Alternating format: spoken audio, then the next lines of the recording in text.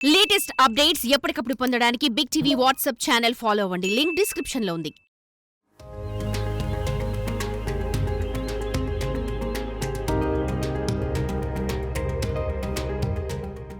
వ్యవసాయ రంగంలో ఆయనది 6 దశాబ్దాల అనుభవం. ప్రభుత్వ ఉద్యోగాన్ని వదిలి వ్యవసాయ బాట పట్టారు. సాగులో ఎన్నో ప్రయోగాలు చేశారు. కొన్ని వందల రకాల కొత్త విత్తనాలు తయారు చేసి శాస్త్రవేత్తలకు అందించారు. సేంద్రియ పద్ధతిలో సాగు చేస్తూ ఉత్తమ ఫలితాలు సాధిస్తూ ఎన్నో అవార్డులు అందుకున్నారు. రైతులకు నష్టం కలిగించే కొత్త వ్యవసాయ చట్టాలకు వ్యతిరేకంగా ఆందోళన చేశారు. అందుకు నిరసనగా కేంద్ర రాష్ట్ర ప్రభుత్వాల నుంచి వచ్చిన అవార్డులను వెనక్కి ఇచ్చేశారు. ఇంతకీ ఆ రైతు గురించి తెలుసుకోవాలని ఉందా? Watch the story. ఇక్కడ కనిపిస్తున్న ఈ పెద్దాయన పేరు కండాపు ప్రసాదరావు. ఊరు ఉమ్మడి శ్రీకాకుళం జిల్లా పాలకోడ నియోజకవర్గం పెండ్యాల రామభద్రరాజుపేట గ్రామం. ప్రశాంతంగా కనిపిస్తున్న ప్రసాదరావుకి వ్యవసాయం అంటే చాలా మక్కువ. దేశం అభివృద్ధి చెందాలంటే రైతు బాగుండాలి. మనకు అన్నం పెట్టే రైతు కన్నీరు పెడితే అది దేశానికి మంచిది కాదు అని నమ్మే వ్యక్తి ప్రసాదరావు. ప్రసాదరావు 4 ఏళ్ల వయసులోనే విశాఖలో తమ బంధువులకు దత్తత వెళ్లారు. అక్కడే SSLC చదివారు. అనంతరం PUC పూర్తి చేశారు. ప్రభుత్వ ఉద్యోగం కూడా సంపాదించారు. 1962 మసూచి ప్రబలుతున్న సమయంలో శ్రీకాకుళం జిల్లాలో హెల్త్ ఇన్స్పెక్టర్గా బాధ్యతలు నిర్వహించారు. గ్రామాలు తిరిగి పిల్లలకు టీకాలు వేశారు. వైద్యాధికారిగా ఇంటింటికి తిరుగుతున్న సమయంలో ఆహార కొరత ప్రసాదరావుని తీవ్రంగా బాధించింది. అప్పుడే ఆయన ఉద్యోగాన్ని వదిలి వ్యవసాయ రంగం వైపు అడుగులు వేశాడు. అప్పటికి ఆయనకు 22 ఏళ్ల వయసు. భార్య, పిల్లలు, తల్లిదండ్రులు బాధ్యతలున్న ఏ అనుభవం లేని వ్యవసాయ రంగంలోకి అడుగుపెట్టాడు. అది హరిత విప్లవం ఊపందుకుంటున్న సమయం. ధాన్యం పండించి ఆహార కొరత తీర్చాలని నిర్ణయించుకున్నాడు. ఉద్యోగం వదిలి పొలం బాట పట్టాడు. ఇలా 54 ఏళ్లుగా వ్యవసాయం చేస్తూ మన రాష్ట్రమే కాకుండా ఇతర రాష్ట్రాలకు వేల బస్తాల ధాన్యం సరఫరా చేస్తున్నాడు.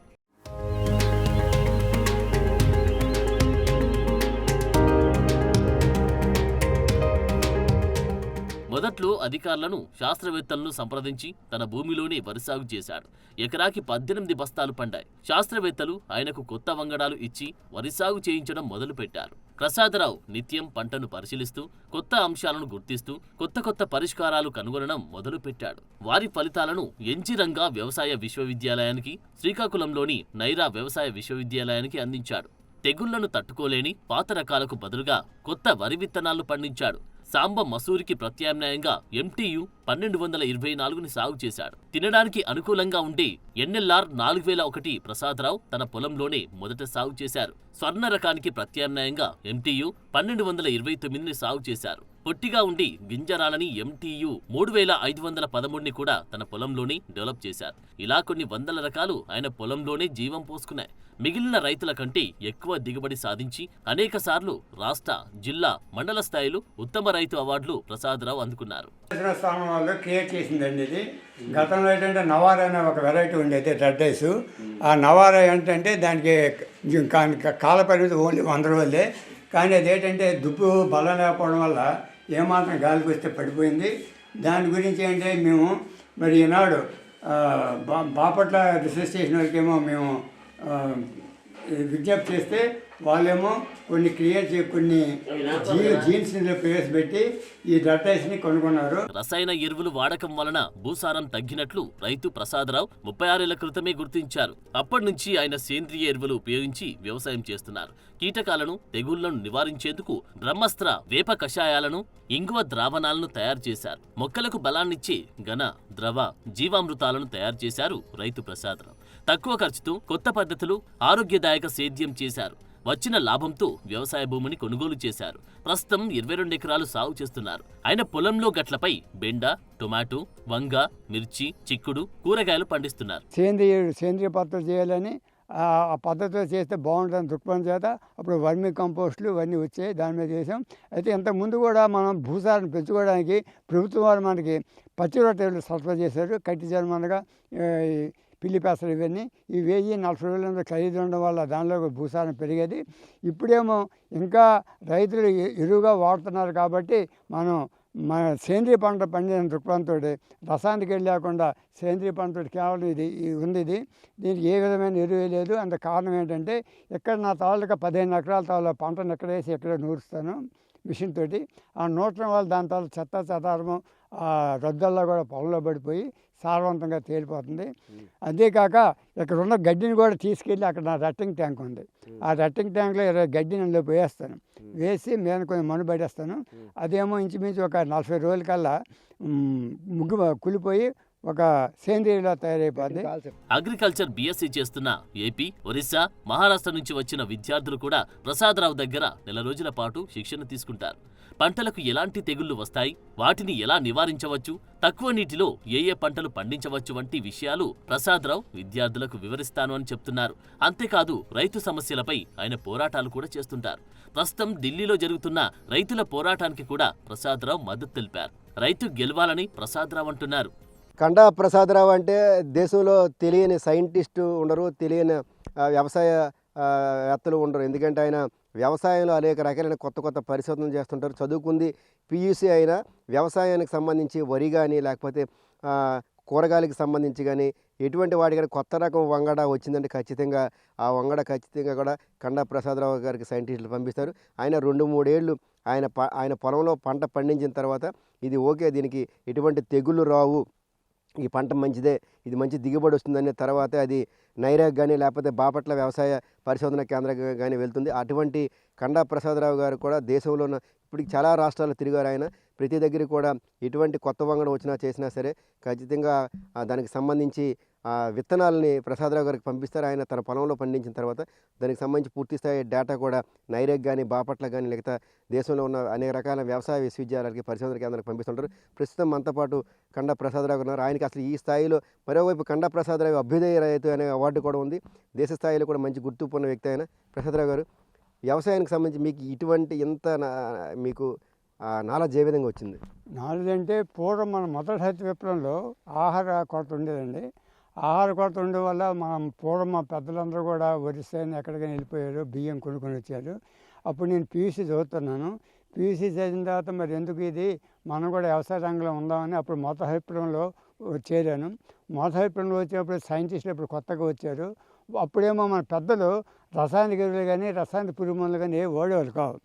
మనం ఈ రసాయనిక ఎరువులు పురుగు మందులు వాటి అధిక దిగుబడి అనే కాన్సెప్ట్ మీద మన గ్రామాల్లోకి వెళ్తే రైతులు మనని ఒప్పుకునేది కాదు. అయితే వీళ్ళు ఏ విధంగా మనం ఒక జ్ఞానం తెలిపోద్దన్న దృఢంతో మేమేం చేసామంటే తెల్లవారుజాము 4 గంటలకే నేను శాస్త్రవేత్తలు వెళ్ళి ఆ పొలంలో రోడ్డు పక్క పొలం ఉంటే పొలంలో కొంత ఎరువు జల్లిస్తున్నాం. జల్లిన తర్వాత 5 రోజు నాడు అది పచ్చగా అయిపోయింది అన్నమాట. ఆ గ్రోత్ ఎంతో గొడవండి. అప్పుడు రైతులు అడిగారు, ఏంటంటే ఎలాగొచ్చిందని. అరే బాబు, మీ అప్పుడు నత్రజనిను వేయమంటే మీరు వేయడానికి ఇష్టపడలేరు, ఇది నత్రజని వేసాము, అందువల్ల ఇది పంట ఎంత దిగుబడి వచ్చింది. అందుకు మనం ఇంతకుముందు మనకి ఇది కనీసం 10 బస్తాల కన్నా అర్థం అయ్యేది కాదు. ఇప్పుడు ఇది కానీ ఈ రసాయనిక ఎరువులను ఈ పుట్టు వంగడాలు కనేస్తే కనీసం ఎకరాకి 30 బస్తాల వరకు తీసుకోవచ్చు అంటే అప్పుడు రైతులందరూ దీని మీద మొగ్గారు. అయితే ఉన్న సమస్య ఏంటంటే ఈ మొదటి హరిత విప్లవంలోన అధిక దిగుబడి సాధించాలా, విదేశాల నుండి మనం దిగుమతి చేసుకునే వాళ్ళం.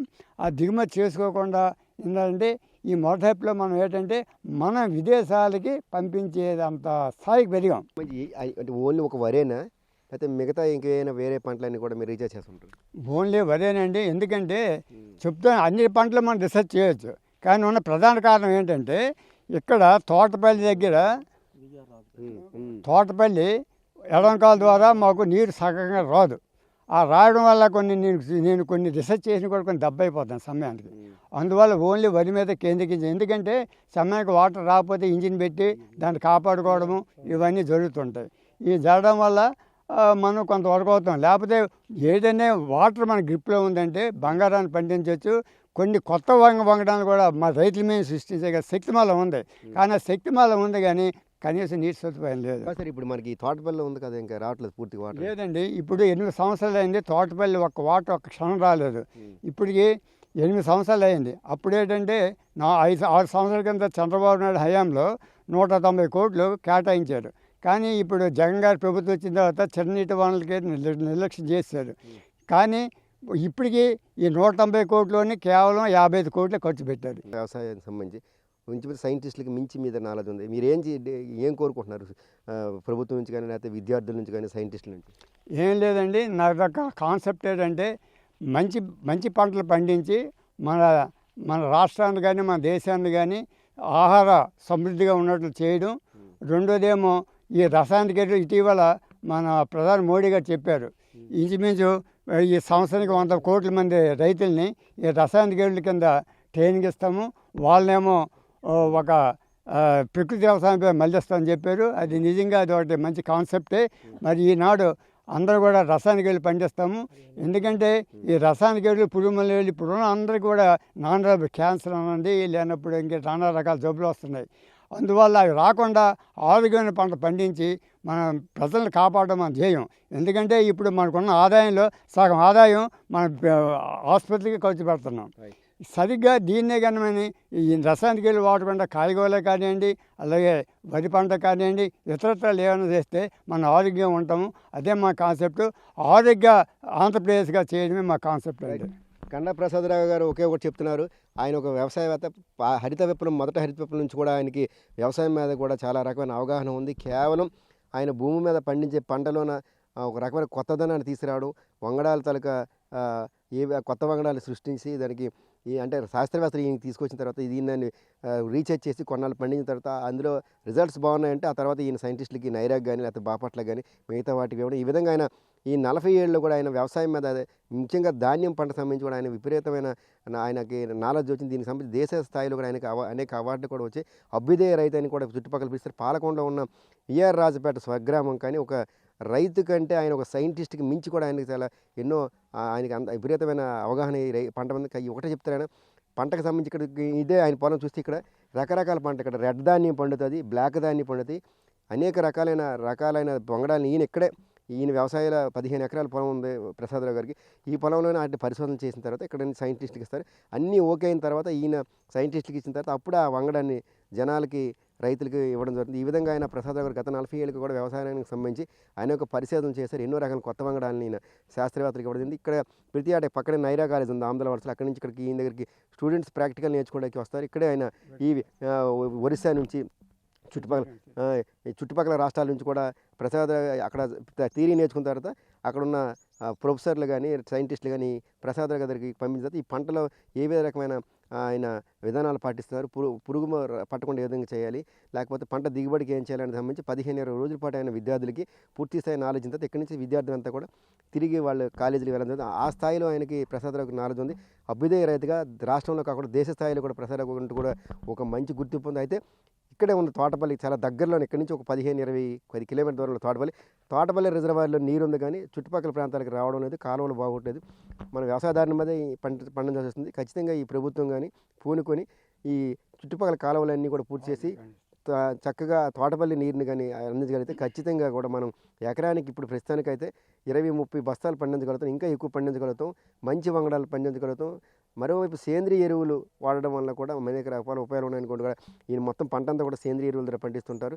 మొత్తం చూస్తే ఒక అభ్యుదయ రైతుగా కూడా, ఒక సైంటిస్ట్గా కూడా ఆయన కూడా ఒక మంచి నాలెడ్జ్ ఉంది. ఈ విధంగా దేశ స్థాయిలో కూడా ప్రసాదరావు అంటూ కూడా ఒక ప్రత్యేకమైన గుర్తింపు ఉంది. విడుదల నాగరాజరావు, విఆర్పేట, పాలకొండ నియోజకవర్గం, ఉమ్మడి శ్రీకాకుళం జిల్లా. For more videos like this, subscribe Big TV channel.